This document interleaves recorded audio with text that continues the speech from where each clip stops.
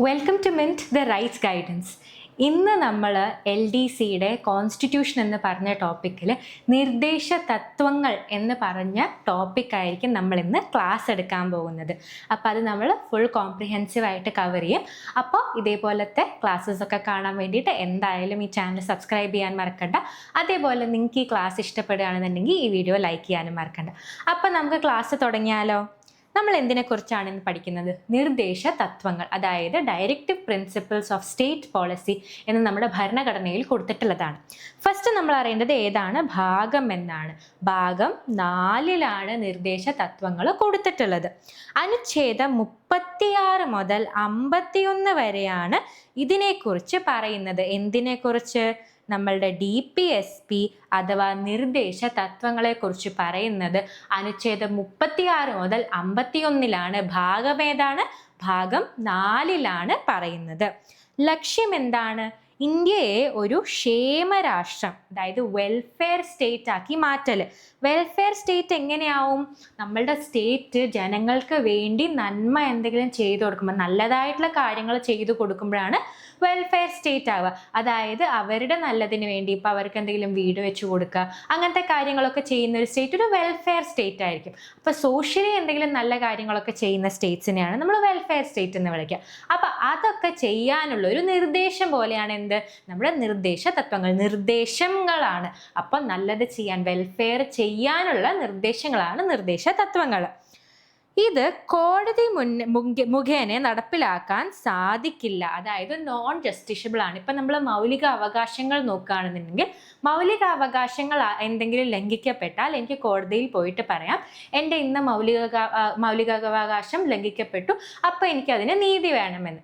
പക്ഷേ നിർദ്ദേശ തത്വങ്ങൾ എങ്ങാനും നടപ്പിലാക്കിയില്ല എന്നുണ്ടെങ്കിലും കുഴപ്പമില്ല, അതിനു വേണ്ടി എനിക്ക് കോടതിയിൽ പോകാൻ പറ്റില്ല. ഇപ്പം നമ്മുടെ നിർദ്ദേശ തത്വങ്ങൾ വെച്ചിട്ടൊരു നിയമം ഉണ്ടാക്കിയിട്ടുണ്ട് എന്നുണ്ടെങ്കിൽ അതിനെ ലംഘിച്ചു എന്ന് പറഞ്ഞിട്ട് എനിക്ക് കോടതിയിൽ പോവാം. പക്ഷെ ആ ആർട്ടിക്കിൾ, അനുച്ഛേദം അല്ലെങ്കിൽ ആ ഐഡിയ ലംഘിച്ചു എന്ന് പറഞ്ഞിട്ട്, അല്ലെങ്കിൽ അത് നടപ്പിലാക്കിയില്ല എന്ന് പറഞ്ഞിട്ട് എനിക്ക് കോടതിയിൽ പോകാൻ പറ്റില്ല. അതുകൊണ്ടാണ് നമ്മൾ എന്ത് പറയുന്നത്? ഈ DPSP അഥവാ നിർദ്ദേശ തത്വങ്ങൾ നോൺ ജസ്റ്റിഷ്യബിൾ ആണ് എന്ന് പറയുന്നത്. പിന്നെ നമ്മൾ ഹിസ്റ്ററിയും ഒറിജിൻസും ഒക്കെ നോക്കുകയാണെങ്കിൽ ഇത് എവിടെ നിന്നാണ് നമ്മൾ കടമെടുത്തിട്ടുള്ളത്? നമ്മൾ അയർലൻഡിലെ കോൺസ്റ്റിറ്റ്യൂഷനിൽ നിന്നാണ് കടമെടുത്തിട്ടുള്ളത്. അപ്പം നമ്മൾ പല കാര്യങ്ങളും പല കോൺസ്റ്റിറ്റ്യൂഷൻസിനല്ലേ കടമെടുത്തിരിക്കുന്നത്. ഇപ്പോൾ ഓസ്ട്രേലിയയുടെ ഉണ്ട്, സൗത്ത് ആഫ്രിക്കയുടെ ഉണ്ട്, USA ഉണ്ട്, UK ഉണ്ട്, റഷ്യയുടെ ഉണ്ട്. ഇതൊക്കെ പോലെ തന്നെ നമ്മൾ നിർദ്ദേശ തത്വങ്ങൾ എടുത്തിരിക്കുന്നത് എവിടെ നിന്നാണ്? അയർലൻഡിൽ നിന്നാണ് നമ്മൾ എടുത്തിരിക്കുന്നത്. അതേപോലെ തന്നെ ഇതിന് വേറെ എന്തും കൂടെ ബന്ധമുണ്ട്. 1935 ഗവൺമെന്റ് ഓഫ് ഇന്ത്യ ആക്ടിലെ ഇൻസ്ട്രുമെന്റ് ഓഫ് ഇൻസ്ട്രക്ഷൻസ് എന്ന് പറഞ്ഞ ഭാഗവും എന്നിൽ നിന്നാണ് ഈ നിർദ്ദേശങ്ങൾ സമാനമാണ് അതിനോട്. അപ്പൊ ആ ഒരു ഐഡിയ കൂടെ നമ്മൾ അഡോപ്റ്റ് ചെയ്തിട്ടുണ്ട്. അപ്പൊ രണ്ട് സ്ഥലങ്ങളാണ് നമ്മളുടെ ഇതിന്റെ സോഴ്സസ് ആയിട്ട് നമ്മൾ കിടക്കുന്നത്. ഒന്ന് അയർലൻഡിലെ ഭരണഘടന, രണ്ട് നമ്മളുടെ തന്നെ 1935 ഇറങ്ങിയ ഗവൺമെന്റ് ഓഫ് ഇന്ത്യ ആക്ട്. ഇത് രണ്ടാണ് ഇതിൻ്റെ ഒറിജിൻ ആയിട്ട് വരുന്നത്. പിന്നെ നമ്മൾ തത്വങ്ങൾ സെപ്പറേറ്റ് ഹെഡിങ്സ് പോലെ ഇട്ട് വെച്ചിട്ടുണ്ട്, അതിനെ വർഗീകരിച്ചിട്ടുണ്ട്. എങ്ങനെയാണ് ചെയ്തിരിക്കുന്നത്? നമ്മളുടെ ഭരണഘടന ഇതിനെ അങ്ങനെ സെപ്പറേറ്റ് ആയിട്ടൊന്നും കൊടുത്തിട്ടില്ല. നമ്മൾ അങ്ങനെ ചെയ്തിരിക്കുന്നത് സോഷ്യലിസ്റ്റ് ആയിട്ടും ഗാന്ധിയനായിട്ടും അതേപോലെ ഉദാര ബുദ്ധിജീവി തത്വങ്ങളായിട്ടുമാണ് നമ്മൾ കൊടുത്തിരിക്കുന്നത്. ലിബറൽ ഇന്റലക്ച്വൽ പ്രിൻസിപ്പിൾസ് ആയിട്ട് 3 രീതിയിലാണ് നമ്മൾ ഇതിനെ ഡിവൈഡ് ചെയ്തിരിക്കുന്നത്. സോഷ്യലിസ്റ്റ് ആയിട്ടുള്ളതുണ്ട്, ഗാന്ധിയനുണ്ട്, അതേപോലെ തന്നെ ലിബറൽ ഇന്റലക്ച്വൽ ആയിട്ടും. ഇതൊന്നും ഭരണഘടനയിൽ കൊടുത്തിരിക്കുന്നതല്ല, നമ്മൾക്ക് മനസ്സിലാക്കാൻ വേണ്ടി കുറേയും കൂടെ ഈസി ആയിട്ട് വേണ്ടിയാണ് പല ആൾക്കാരും ഈ തത്വങ്ങളെ ഇങ്ങനെ ഡിവൈഡ് ചെയ്ത് വെച്ചിരിക്കുന്നത്. അപ്പോൾ ആ നമുക്കൊരു ഐഡിയ മതി. നമ്മളുടെ എക്സാം പോയിന്റ് ഓഫ് വ്യൂന്ന് അത്രയും ഇമ്പോർട്ടൻ്റ് അല്ലെങ്കിലും നമുക്ക് പഠിക്കാൻ വേണ്ടി കുറേയും കൂടി ഈസി ആവാൻ വേണ്ടിയിട്ടാണ്. ഇപ്പം നമ്മൾ സോഷ്യലിസ്റ്റ് ആയിട്ടുള്ള പ്രിൻസിപ്പിൾസ് ഏതൊക്കെയാണെന്ന് നോക്കിയേ. അനുച്ഛേദം 38 എടുക്കുകയാണെന്നുണ്ടെങ്കിൽ ജനങ്ങളുടെ ക്ഷേമത്തിനായി സാമൂഹിക ക്രമം ഉറപ്പാക്കുക, മിനിമൈസ് ഇനീക്വാളിറ്റി എന്നാണ് ബേസിക്കലി പറയുന്നത്. ബേസിക്കലി നമ്മൾ സമൂഹത്ത് ഈക്വാളിറ്റി വേണം, ഇനീക്വാളിറ്റിനെ കുറയ്ക്കാൻ ശ്രമിക്കുന്നതാണ് നമ്മളുടെ 38 പറയുന്നത്. അനുച്ഛേദം 39 എന്താണ് പറയുന്നത്? സ്ത്രീകൾക്കും പുരുഷന്മാർക്കും തുല്യ ജോലിക്ക് തുല്യ വേതനം ഉറപ്പാക്കൽ, അതേപോലെ കുട്ടികളുടെ ആരോഗ്യകരമായ വികസനം, അങ്ങനെ കുറച്ച് സാധനങ്ങൾ. ഇപ്പോൾ ഒരാളുടെ കയ്യിൽ തന്നെ കുറേ പണം ഉണ്ടാവരുത്, ഇങ്ങനത്തെ ഒക്കെ കാര്യങ്ങൾ ഉറപ്പാക്കലാണ് അനുച്ഛേദം 39 പറയുന്നത്. 39A ദരിദ്രർക്കും അതേപോലെ നിർധനർക്കും സൗജന്യ നിയമസഹായം, ഫ്രീ ലീഗൽ എയ്ഡ് കൊടുക്കണം എന്നാണ് എന്ത് പറയുന്നത്? 39A. അപ്പോൾ ആർട്ടിക്കിൾ 38, 39, 39A നോക്കുകയാണെന്നുണ്ടെങ്കിൽ നമ്മൾക്ക് ഇമ്പോർട്ടൻ്റ് എന്താണ്? ഇതൊക്കെ ഒരു സോഷ്യലിസ്റ്റ് ഐഡിയ, അതായത് എല്ലാവരും തുല്യരാണ്, ഒരാളുടെ കയ്യിൽ തന്നെ കുറേ കാശ് പാടില്ല, എല്ലാവരും സമൂഹത്തിൽ ഒന്നിച്ച് തന്നെ ജീവിക്കണം, ഈക്വൽ ആയിട്ട് ജീവിക്കണം. ആർക്കെങ്കിലും എന്തെങ്കിലും ഇല്ല എന്നുണ്ടെങ്കിൽ, ഇപ്പോൾ ലീഗലായിട്ടുള്ള സഹായങ്ങൾ കിട്ടുന്നില്ല എന്നുണ്ടെങ്കിൽ അവർക്കത് പ്രൊവൈഡ് ചെയ്യണം. ഇങ്ങനെയൊക്കെയാണ് നമ്മുടെ സോഷ്യലിസ്റ്റ് ആയിട്ടുള്ള പ്രിൻസിപ്പിൾസ് പോകുന്നത്. പിന്നെ അനുച്ഛേദം 41 നോക്കുകയാണെന്നുണ്ടെങ്കിൽ രോഗാവസ്ഥ, വാർദ്ധക്യം, തൊഴിലില്ലായ്മ എന്നിവയിൽ പൊതുസഹായം ലഭിക്കാനുള്ള അവകാശം. ഇതിനെ നമ്മൾ പലപ്പോഴും സോഷ്യൽ സെക്യൂരിറ്റി എന്ന് വിളിക്കും. അപ്പൊ സോഷ്യൽ സെക്യൂരിറ്റി പോലെയുള്ള കാര്യങ്ങളൊക്കെ അവകാശമാണ് നമ്മൾക്ക് എന്ന് പറയുന്നതും കൂടെ ഒരു സോഷ്യലിസ്റ്റ് ആയിട്ടുള്ള ഒരു ഐഡിയ ആണ്. സോ സോഷ്യൽ സെക്യൂരിറ്റി വേണം. നമ്മൾക്കിപ്പോൾ നമ്മൾക്ക് രോഗം എന്തെങ്കിലും വന്നു, വാർദ്ധക്യം, അതേപോലെ തന്നെ ജോലിയില്ല, ഇങ്ങനെയൊക്കെ ആണെങ്കിലും നമ്മൾക്കൊരു ഡിഗ്നിറ്റിയോടെ, നമ്മൾക്ക് ഫ്രീഡത്തോടെ ജീവിക്കാൻ പറ്റും. ഇപ്പം നമ്മൾ നോർവേ, സ്വീഡൻ അങ്ങനത്തെയൊക്കെ രാജ്യങ്ങൾ നോക്കുകയാണെന്നുണ്ടെങ്കിൽ, നോർഡിക് കൺട്രീസ് എന്ന് പറയുമല്ലോ, ആ കൺട്രീസൊക്കെ നോക്കുകയാണെന്നുണ്ടെങ്കിൽ അവരൊക്കെ നമ്മൾക്ക് എങ്ങാനും ജോലിയോ മറ്റോ പോയി കഴിഞ്ഞാൽ തൽക്കാലത്തേക്ക് ഗവൺമെൻറ് കുറച്ച് കാശ് സഹായമായിട്ടൊക്കെ തരും. ഇതൊക്കെ സോഷ്യൽ സെക്യൂരിറ്റിയുടെ ഭാഗമായിട്ടാണ് വരുന്നത്. അപ്പം അതുപോലെ എന്തെങ്കിലും പ്രിപ്പയർ ചെയ്യണം എന്നാണ് ഇത് പറയുന്നത്. അനുച്ഛേദം 43 തൊഴിലാളികൾക്ക് മാന്യമായ വേതനവും ജീവൻ നിലവാരവും ഉറപ്പാക്കണം. അപ്പോൾ ബേസിക് ആയിട്ട് minimum wage, liveable minimum wage എന്നാണ് അതിനെ പറയുക. അതായത് ബേസിക് ആയിട്ടുള്ള സാലറി അല്ലെങ്കിൽ ബേസിക് ആയിട്ടുള്ള നമ്മൾ ഡെയിലി കൊടുക്കുന്ന വേതനം എന്തായാലും കൊടുത്തിരിക്കണം. പക്ഷെ അത് നമ്മൾക്ക് ജീവിക്കാൻ തക്കവണ്ണം, നമ്മൾക്കൊരു ബേസിക് സ്റ്റാൻഡേർഡ് ഓഫ് ലിവിങ് എങ്കിലും മെയിൻറ്റെയിൻ ചെയ്യാൻ തക്കവണ്ണമായിരിക്കണം ആ വേതനം കൊടുക്കേണ്ടത് എന്നും കൂടെയാണ് പറഞ്ഞിട്ടുള്ളത്. അപ്പോൾ 41 പറയുന്നു സോഷ്യൽ സെക്യൂരിറ്റിയുടെ കാര്യം, 43 മിനിമം വേജിനെ കുറിച്ചാണ് പറയുന്നത്. പിന്നെ നമ്മൾ ഗാന്ധിയൻ തത്വങ്ങളെ കുറിച്ച് നോക്കിയാലോ? അപ്പോൾ നമുക്ക് സോഷ്യലിസ്റ്റ് തത്വങ്ങൾ നോക്കി, എല്ലാവരും സമൂഹത്തിൽ ഒരേപോലെ ജീവിക്കണം, ഒരാളുടെ കയ്യിൽ കൂടുതൽ കാശ് ഉണ്ടാവാൻ പാടില്ല, ആർക്കെങ്കിലും എന്തെങ്കിലും ഇല്ല എന്നുണ്ടെങ്കിൽ അത് നമ്മൾ അവർക്ക് പ്രൊവൈഡ് ചെയ്യണം എന്നുള്ളതാണ് സോഷ്യലിസ്റ്റ് പ്രിൻസിപ്പിൾസ് ആണ്. ഗാന്ധിയൻ പ്രിൻസിപ്പിൾസോ? അനുച്ഛേദം 40 എടുക്കുകയാണെന്നുണ്ടെങ്കിൽ ഗ്രാമപഞ്ചായത്തുകളെ രൂപീകരിക്കണം, അതേപോലെ അവർക്ക് സ്വയം ഭരണത്തിനുള്ള അവകാശവും കൊടുക്കണം. ഇത് ഓൾറെഡി ഇംപ്ലിമെന്റ് ആയിട്ടുണ്ട്, ഇത് ഓൾറെഡി വന്നിട്ടുണ്ട് അല്ലേ നിലവിൽ. എങ്ങനെ?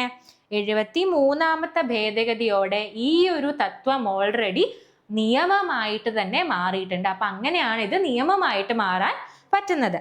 അനുച്ഛേദം 43 എന്താണ്? ഗ്രാമങ്ങളിൽ കുടിൽ വ്യവസായങ്ങൾ പ്രോത്സാഹിപ്പിക്കുക. അതായത് ഗ്രാമങ്ങൾ സ്വയം തന്നെ അവർക്ക് സസ്റ്റെയിൻ ചെയ്യാൻ പറ്റും. നമ്മളിപ്പോൾ ഈ മേക്ക് ഇൻ ഇന്ത്യ എന്നൊക്കെ പറയുന്നില്ലേ, ഇപ്പൊ ഗ്രാമങ്ങളിലും അവർക്ക് തന്നെ അവരുടെ സ്വയം തൊഴിൽ ചെയ്യാൻ പറ്റണം. അതിനുവേണ്ടി കുടിൽ വ്യവസായങ്ങൾക്കൊക്കെ കുറെ സഹായം ചെയ്യണമെന്ന് പറയുന്നുണ്ട്. ഇപ്പൊ നമുക്ക് കാണാൻ പറ്റും പല സ്കീമായിട്ട് വരുന്നുണ്ട് അല്ലേ. അപ്പൊ പലപ്പോഴും നമുക്ക് കാണാൻ പറ്റുന്ന നിർദ്ദേശ തത്വങ്ങൾ എപ്പോഴും നിയമമായിട്ട് തന്നെയല്ല, പലപ്പോഴും സ്കീമുകളായിട്ടൊക്കെയാണ് വരുന്നത്. അപ്പോൾ പല സ്കീംസും അതിൻ്റെ ഒറിജിൻ അല്ലെങ്കിൽ അത് എവിടെ നിന്നാണ് എന്ന് നോക്കുകയാണെങ്കിൽ DPSPയുടെ പല തത്വങ്ങളായിരിക്കും ഇതിൻ്റെ അകത്തേക്ക് ഇട്ടിട്ട് അവർ അതായിരിക്കും ചെയ്യുന്നുണ്ടാവുക. പിന്നെ നോക്കിയേ അനുച്ഛേദം 46 SC/ST വിഭാഗങ്ങളുടെ വിദ്യാഭ്യാസപരവും സാമ്പത്തികവുമായ താല്പര്യങ്ങൾ സംരക്ഷിക്കുക. അപ്പോൾ SC/ST ആൾക്കാരുടെ ബാക്ക്വേർഡ് കാസ്റ്റ് ആയിട്ട് അവർക്ക് എന്തെങ്കിലുമൊക്കെ സഹായം വേണമെന്നുണ്ടെങ്കിൽ, അതായത് വിദ്യാഭ്യാസപരമായും സാമ്പത്തികപരമായും അതൊക്കെ എൻഷുർ ചെയ്യുക. കാരണം നമ്മൾ ഇക്വാളിറ്റീനെ പ്രൊമോട്ട് ചെയ്യാണ്. ഗാന്ധിയൻ പ്രിൻസിപ്പിൾസ് ആണെങ്കിലും അവർ ഈക്വാളിറ്റീനെ, സമത്വത്തിനെ പ്രൊമോട്ട് ചെയ്യാണ് ചെയ്യുന്നത്. അനുച്ഛേദം 47 എന്തിനെ കുറിച്ചാണ് പറയുന്നത്? ലഹരിനെ കുറിച്ചാണ് പറയുന്നത്. ലഹരി പാനീയങ്ങളുടെ നിരോധനവും ജനങ്ങളുടെ ആരോഗ്യ നിലവാരം ഉയർത്തലും. അപ്പോൾ ലഹരി, എപ്പോഴും ഗാന്ധിനെ കുറിച്ച് നമ്മൾ പഠിക്കുമ്പോൾ ഒരു കാര്യം ആലോചിക്കണം. ഗാന്ധിയുടെ എല്ലാ പ്രൊട്ടസ്റ്റുകളിലാണെങ്കിലും ഗാന്ധിയുടെ എന്തെങ്കിലും തത്വങ്ങളിലാണെങ്കിലും എപ്പോഴും ലഹരി നിരോധനത്തിനെ കുറിച്ച് പറഞ്ഞിട്ടുണ്ടാവും. അപ്പൊ ഗാന്ധിയൻ തത്വങ്ങൾ എടുക്കുമ്പോൾ എപ്പോഴും ലഹരി നിരോധനം ഉണ്ടാവും. അനുച്ഛേദം 47 അത് കൊടുത്തിരിക്കുന്നത്. അനുച്ഛേദം 48 എന്താണ്? ഗോവധ നിരോധനവും ശാസ്ത്രീയ കൃഷി രീതികളും. ഇത് ബേസിക്കലി എന്തിനാണ് ചെയ്യുന്നത്? കാറ്റൽ എന്ന് പറഞ്ഞ ഐഡിയേനെ കുറച്ചും കൂടെ സയന്റിഫിക് ആയിട്ട് അറേഞ്ച് ചെയ്യണം എന്ന് പറയുന്നത് കൊണ്ടാണ് ഇതിനെക്കുറിച്ചൊക്കെ പറയുന്നത്. ഇപ്പോൾ കൃഷിയുടെ കാര്യമാണെങ്കിലും നമ്മൾ കാറ്റിൽ ഇപ്പോൾ പാലൊക്കെ പ്രൊഡ്യൂസ് ചെയ്യണമെങ്കിലും കുറച്ചും കൂടെ സയന്റിഫിക് ആയിട്ട് നമ്മൾ കുറച്ചും കൂടെ ഹ്യൂമെയിൻ ആയിട്ട് നല്ല രീതിയിൽ വേണം ഇതൊക്കെ ചെയ്യാൻ എന്നുള്ളതാണ് ഇതുകൊണ്ട് ഉദ്ദേശിക്കുന്നത്. അപ്പോൾ എല്ലാവർക്കും തുല്യത വേണം, ഗ്രാമങ്ങൾ സ്വയം തന്നെ ഭരിക്കാൻ അവർക്ക് പറ്റണം, സ്വയം അവർക്ക് കാശ് ഉണ്ടാക്കാൻ പറ്റണം, സ്വയം തൊഴിൽ കൊടുക്കാൻ പറ്റണം, അതേപോലെ തന്നെ ലഹരി പാടില്ല, അതേപോലെ തന്നെ കൃഷി, കാറ്റിൽ എന്നിവകളിലൊക്കെ കുറച്ചും കൂടെ ഹ്യൂമെയിൻ ആയിട്ട് വേണം നമ്മൾ കാര്യങ്ങൾ നോക്കാൻ. പിന്നെ ലിബറൽ ഇന്റലക്ച്വൽ ഉദാര ബുദ്ധിജീവി തത്വങ്ങൾ നോക്കുകയാണെന്നുണ്ടെങ്കിൽ അനുച്ഛേദം 44 വളരെ പോപ്പുലർ ആയിട്ടുള്ള വളരെ വിവാദമായിട്ടുള്ള ഒരു അനുച്ഛേദമാണ് അനുച്ഛേദം 44. എന്താണിത്? ഏകീകൃത സിവിൽ കോഡിനെ കുറിച്ചാണ് പറയുന്നത്. അതായത് എല്ലാ മതങ്ങൾക്കും എല്ലാവർക്കും ഒരേ പേഴ്സണലോ ഒരേ ആൾക്കാർ ഇപ്പം അഡോപ്ഷൻ, കല്യാണം, അങ്ങനത്തെ കാര്യങ്ങൾക്കൊക്കെ ഒരേ ലോ ആയിരിക്കണം എന്ത് മതമാണെങ്കിലും എന്നാണ് യൂണിഫോം സിവിൽ കോഡ് വരുന്നത്. ഈ അടുത്ത് ഉത്തരാഖണ്ഡിലും ഗുജറാത്തിലൊക്കെ ഇത് വന്നായിരുന്നു. അനുച്ഛേദം 45 എന്താ പറയുന്നത്? 6 വയസ്സിന് താഴെയുള്ള കുട്ടികൾക്ക് പ്രാരംഭ ശിശു സംരക്ഷണവും വിദ്യാഭ്യാസവും കൊടുക്കണം. അപ്പൊ 6 മുതൽ 14 വയസ്സ് വരെയുള്ള കുട്ടികൾക്കുള്ള വിദ്യാഭ്യാസത്തിനെ കുറിച്ചും എല്ലാം നമ്മളുടെ മൗലികാവകാശങ്ങളിൽ ആർട്ടിക്കിൾ 21A പറയുന്നുണ്ട് അല്ലേ? അപ്പൊ അതിന് താഴെയുള്ള കുട്ടികളുടെയോ 6 വയസ്സിന് താഴെയുള്ള കുട്ടികളെ കുറിച്ച് വിദ്യാഭ്യാസത്തിനും സംരക്ഷണത്തിനും ഒക്കെ എന്താണ് പറയുന്നത്? ആർട്ടിക്കിൾ 45 പറയുന്നത്. ഇതും 86ാമത്തെ ഭേദഗതിയിലാണ് വന്നിട്ടുള്ളത്. അനുച്ഛേദം 48A നോക്കുകയാണെന്നുണ്ടെങ്കിൽ വനം, വന്യജീവി, പരിസ്ഥിതി എന്നിവയുടെ സംരക്ഷണം, അതായത് നമ്മൾ പരിസ്ഥിതി സംരക്ഷിക്കണം എന്നുള്ളതൊക്കെ അനുച്ഛേദം 48. ഏകീകൃത സിവിൽ കോഡ് അനുച്ഛേദം 44. 6 വയസ്സിന് താഴെയുള്ള കുട്ടികളുടെ വിദ്യാഭ്യാസം 45. 48A നമ്മളുടെ പരിസ്ഥിതി സംരക്ഷണത്തിനെ കുറിച്ചാണ് പറയുന്നത്. പിന്നെ 49 എന്താണ് പറയുന്നത്? പ്രാധാന്യമുള്ള സ്മാരകങ്ങളുടെയും സ്ഥലങ്ങളുടെയും സംരക്ഷണം. അപ്പൊ നമ്മളുടെ കൾച്ചർ, ഇപ്പൊ നമ്മൾ മൗലിക കടമകളൊക്കെ നോക്കിയപ്പോൾ പറഞ്ഞായിരുന്നു നമ്മളുടെ മോണ്യുമെന്റ്സ്, നമ്മളുടെ കൾച്ചറിനെയൊക്കെ നമ്മൾ പ്രിസർവ് ചെയ്യണമെന്ന്. അത് തന്നെ അത് ജനങ്ങളോട് പറഞ്ഞു. ഇത് തന്നെ സ്റ്റേറ്റിനോട് പറയാണ് ചെയ്യുന്നത്. തത്വങ്ങൾ നിർദ്ദേശം ആർക്കാ കൊടുക്കുന്നത്? സ്റ്റേറ്റിനാണ് കൊടുക്കുന്നത്. അപ്പൊ സ്റ്റേറ്റിനോട് പറയാണ് നിങ്ങളും എന്ത് ചെയ്യണം? നമ്മുടെ സംസ്കാരം, നമ്മൾക്ക് സംസ്കാരത്തിന് വേണ്ടി ഇമ്പോർട്ടൻ്റ് ആയിട്ടുള്ള മോണ്യുമെന്റ്സ് ഇതൊക്കെ നിങ്ങൾ സൂക്ഷിക്കണം, സംരക്ഷിക്കണം എന്ന് സ്റ്റേറ്റിനോട് പറയാണ് ചെയ്യുന്നത്. ആർട്ടിക്കിൾ 49. 50 എന്നാണ് പറയുന്നത്?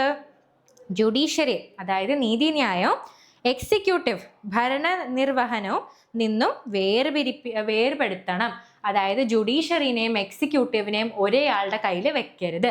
സെപ്പറേഷൻ ഓഫ് പവേഴ്സ് എന്നാണ് നമ്മൾ അതിന് പറയാം. അപ്പോൾ ജുഡീഷ്യറിയും എക്സിക്യൂട്ടീവും സെപ്പറേറ്റ് ആയിരിക്കണം എന്ന് പറയുന്നുണ്ട്. 51 എന്താണ് പറയുന്നത്? അന്താരാഷ്ട്ര സമാധാനവും സുരക്ഷയും പ്രോത്സാഹിപ്പിക്കണം. ഇന്റർനാഷണൽ റിലേഷൻസിൽ നമ്മളിപ്പോൾ വാർ എന്തെങ്കിലുമൊക്കെ വരുന്നുണ്ടെന്നുണ്ടെങ്കിൽ നമ്മൾ മാക്സിമം അത് ഇതാക്കാൻ ശ്രമിക്കണം. എന്താ പറയുക, അവിടെ പോയി മീഡിയേറ്റ് ചെയ്ത് സഹായിച്ച് അതെങ്ങനെ നിർത്തലാക്കാം എന്ന് അതിനെക്കുറിച്ച് വേണ്ടി വേണം വർക്ക് ചെയ്യാൻ എന്നൊക്കെയാണ് ഇത് പറയുന്നത്. അപ്പൊ എന്താണ് പറയുന്നത്? ഒന്ന്, നമ്മളുടെ കൾച്ചറിനെ നമ്മൾ പ്രിസർവ് ചെയ്യണം, സംരക്ഷിക്കണം. ഇത് പറയുന്നു നമ്മളുടെ എക്സിക്യൂട്ടീവിനെയും ജുഡീഷ്യറിനെയും സെപ്പറേറ്റ് ആക്കണം. 51 എന്താണ് പറയുന്നത്? നമ്മുടെ അന്താരാഷ്ട്ര സമാധാനവും സുരക്ഷയും പ്രോത്സാഹിപ്പിക്കണം എന്നാണ് 51 പറയുന്നത്. പിന്നെ പ്രധാന ഭേദഗതികൾ നോക്കുകയാണെന്നുണ്ടെങ്കിൽ 42 എന്താണ് പറയുന്നത്? 42 ഭേദഗതി 1976 വന്നതാണ്. നമ്മൾ മിനി കോൺസ്റ്റിറ്റ്യൂഷൻ എന്ന് വിളിക്കുന്ന ഭേദഗതിയാണിത്. 39, 39A, 43A, 48A എന്ന് പറഞ്ഞ ആർട്ടിക്കിൾസ് ഒക്കെ ആഡ് ചെയ്യാണ് ചെയ്തത്. 39 ഓൾറെഡി ഉണ്ടായിരുന്നു, 39ലേക്ക് കുറച്ചും കൂടെ അഡീഷൻസ് ചെയ്യാണ് ചെയ്യുന്നത്. അതേപോലെ 39A, 43A, 48A ഇതൊക്കെയാണ് 42ാമത്തെ ഭേദഗതിയോടെ ആഡ് ചെയ്തത്. നമ്മൾ ജസ്റ്റ് ആർട്ടിക്കിൾ എഴുതി ജസ്റ്റ് നോക്കിപ്പോയാൽ മതി. 44ാമത്തതോ അനുച്ഛേദം 38. നമ്മൾ പറഞ്ഞായിരുന്നു അല്ലേ ഇനീക്വാളിറ്റിയുടെ കാര്യം. ഇനീക്വാളിറ്റി പാടില്ല എന്ന് പറയുന്നത് 38. ഇതിൻ്റെ അകത്ത് വരുമാന അസമത്വം കുറയ്ക്കുക എന്ന വ്യവസ്ഥ കൂടെ ആഡ് ചെയ്തിട്ടുണ്ട്. അതായത് ഇൻകം ഇനീക്വാളിറ്റിയും കൂടെ പറ്റില്ല എന്ന് പറഞ്ഞിട്ടുള്ളത്. 86 എന്താ ചെയ്തത്? നമ്മൾ പറഞ്ഞായിരുന്നു 45ാമത്തെ ആർട്ടിക്കിള് മൗലികാവകാശത്തിൽ 21A എന്താണ് ചെയ്തത്?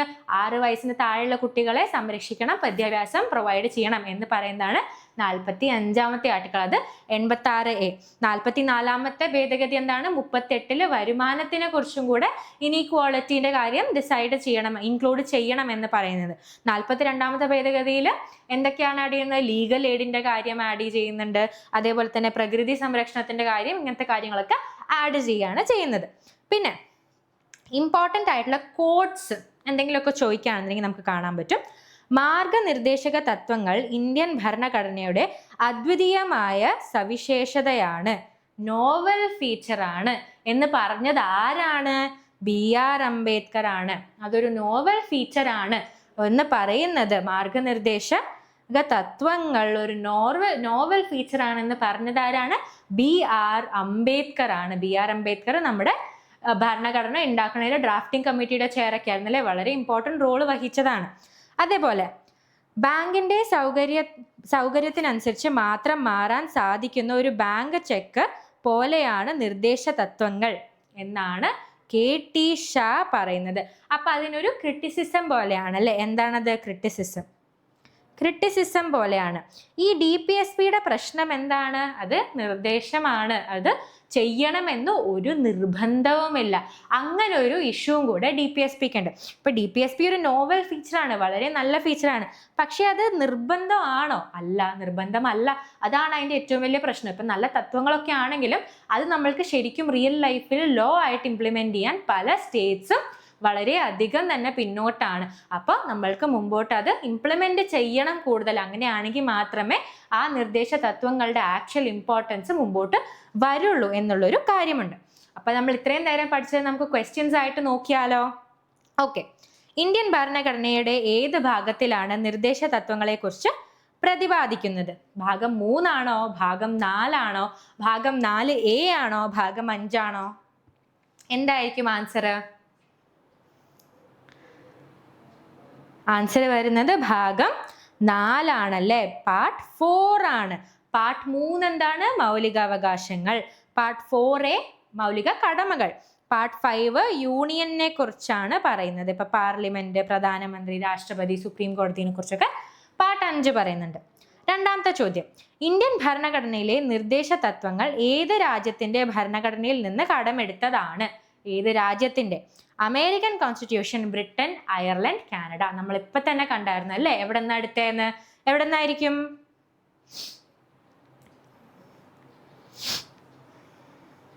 ആൻസർ എന്താണ്? ആൻസർ ഓപ്ഷൻ സി, അയർലൻഡ് ആണല്ലേ. അയർലൻഡ് മാത്രമാണോ? അല്ല, നമ്മുടെ 1935 ഗവൺമെന്റ് ഓഫ് ഇന്ത്യ ആക്ട് എന്ന് പറഞ്ഞ ആക്ട് നിന്നും നമ്മൾക്ക് ഇത് നമ്മൾ കുറച്ച് അതേപോലെ തന്നെ സമാനപരമായിട്ടാണ് എടുത്തിട്ടുള്ളത്. അടുത്ത ചോദ്യം, ഗ്രാമപഞ്ചായത്തുകളുടെ രൂപീകരണത്തിനെ കുറിച്ച് പ്രതിപാദിക്കുന്ന നിർദ്ദേശ തത്വം ഏത് വകുപ്പിലാണ് ഉൾപ്പെടുത്തിയിരിക്കുന്നത്? 39-ലാണോ, 40-ലാണോ, 44-ലാണോ, 48-ലാണോ? ഏതായിരിക്കും ഉത്തരമായിട്ട് വരുന്നത്? ഗ്രാമപഞ്ചായത്തുകളെ കുറിച്ച് നമ്മൾ പറഞ്ഞായിരുന്നു ഗാന്ധിയൻ തത്വങ്ങളിലാണ് ഇത് വരുന്നതെന്ന്. ഇതിന്റെ അർത്ഥം, ഉത്തരം എന്താണ്? ഓപ്ഷൻ ബി, ആർട്ടിക്കിൾ 40 ആണ് ഇതിന്റെ ഉത്തരം. ആർട്ടിക്കിൾ 40-ലാണ് ഗ്രാമപഞ്ചായത്തിനെ കുറിച്ച് പറഞ്ഞിട്ടുള്ളത്. 73-ാമത്തെ ഭേദഗതിയോടെ 11th ഷെഡ്യൂൾ ആഡ് ചെയ്തിട്ട്, ഭരണഘടനയിൽ ആഡ് ചെയ്തിട്ട് ഇത് നിയമമായിട്ട് തന്നെ പിന്നീട് വന്നിട്ടും ഉണ്ട്. പിന്നെ ഭരണഘടനയിലെ നിർദ്ദേശ തത്വങ്ങളുടെ പ്രധാന ലക്ഷ്യം താഴെ പറയുന്നതിൽ ഏതാണ്? ഒരു ക്ഷേമ രാഷ്ട്രം സ്ഥാപിക്കുക, ശക്തമായ സൈനിക ഭരണം സ്ഥാപിക്കുക, ഒരു മതാധിഷ്ഠിത രാഷ്ട്രം നിർമ്മിക്കുക, അതേപോലെ വ്യക്തിപരമായ താല്പര്യങ്ങൾ സംരക്ഷിക്കുക. എന്തായിരിക്കും ഇതിന്റെ ആൻസർ ആയിട്ട് വരുന്നത്? എന്തുകൊണ്ടാണ് DPSP നമ്മൾ നടപ്പിലാക്കുന്നത്, അല്ലെങ്കിൽ അത് എന്തുകൊണ്ടാണ് കൊണ്ടുവന്നിട്ടുള്ളത് എന്നാണ് പറയുന്നത്. ആൻസർ എന്താണ്? ആൻസർ ഓപ്ഷൻ എ ആണല്ലേ, വെൽഫെയർ സ്റ്റേറ്റ്, ക്ഷേമരാഷ്ട്രം സ്ഥാപിക്കണം എന്നുള്ളതാണ് DPSPന്റെ മെയിൻ ലക്ഷ്യമായിട്ട് വരുന്നത്. അടുത്തത്, രാജ്യത്തോട് നീളെ പൗരന്മാർക്ക് ഏകീകൃത സിവിൽ കോഡ് ഉറപ്പാക്കാൻ നിർദ്ദേശിക്കുന്ന ഭരണഘടനാ വകുപ്പ് ഏതാണ്? സോ ഫുൾ ഇന്ത്യയിൽ UCC, യൂണിഫോം സിവിൽ കോഡ് അഥവാ ഏകീകൃത സിവിൽ കോഡ് നടപ്പിലാക്കണമെന്ന് പറയുന്നത് ഏതാണ്? 41 ആണോ, 42 ആണോ, 43 ആണോ, 44 ആണോ? ഉത്തരം എന്തായിരിക്കും? ഇത് ഈ അടുത്ത് ഇംപ്ലിമെന്റ് ചെയ്തിട്ടുള്ളത് 44 ഇംപ്ലിമെന്റ് ചെയ്തിട്ടുള്ള ഉത്തരാഖണ്ഡിലും ഗുജറാത്തിലുമാണ്. അതിന് മുമ്പ് ഇത് നിലവിൽ വന്നത്, ഇൻഡിപെൻഡൻസിന് മുമ്പ് ഇത് നിലവിൽ വന്നിട്ടുള്ള ഒരേ ഒരു സ്ഥലത്താണ്, ഗോവയിലാണ് ഇത് വന്നിട്ടുള്ളത്. അപ്പോൾ ഈ അടുത്ത് വന്നിട്ടുള്ള സ്ഥലങ്ങളാണ് നമ്മൾ ശ്രദ്ധിക്കേണ്ടത്. വകുപ്പ് 44 അല്ലേ, 44ലാണ് യൂണിഫോം സിവിൽ കോഡിനെ കുറിച്ച് പറഞ്ഞിട്ടുള്ളത്. ഇത് അത്യാവശ്യം ന്യൂസിലൊക്കെ ഉള്ളത് കൊണ്ട് തന്നെ ഇമ്പോർട്ടൻ്റ് ആയിട്ട് വരുന്നതാണ്. അപ്പോൾ അതായിരുന്നു നമ്മളുടെ നിർദ്ദേശ തത്വങ്ങളെ കുറിച്ചുള്ള ക്ലാസ് എന്ന് പറഞ്ഞാൽ. അപ്പോൾ നമ്മളെല്ലാം കോംപ്രിഹെൻസീവ് ആയിട്ട് കവർ ചെയ്തിട്ടുണ്ട് അല്ലേ. അപ്പോൾ നമ്മൾക്ക് ഇതൊക്കെ ഓർത്തിരിക്കണം എന്നുണ്ടെങ്കിൽ നമ്മൾ മാക്സിമം ക്വസ്റ്റ്യൻസ് ചെയ്തിട്ട് തന്നെ പഠിക്കുക, വീണ്ടും വീണ്ടും വായിച്ചിട്ട് വീണ്ടും വീണ്ടും റിവൈസ് ചെയ്തിട്ട് തന്നെ പഠിക്കുക. അപ്പോൾ നിങ്ങൾക്ക് ഇത് കംപ്ലീറ്റ് ആയിട്ട് ഓർമ്മ നിൽക്കാൻ കൂടുതൽ ചാൻസസ് ഉണ്ട്. അപ്പോൾ ഹോപ്പ്ഫുള്ളി ഈ ക്ലാസ് എല്ലാവർക്കും ഹെൽപ്ഫുൾ ആയിരുന്നു. മികച്ച പഠനം മെയിൻറ്റെയിൻ. അപ്പം താങ്ക് യു സോ മച്ച്.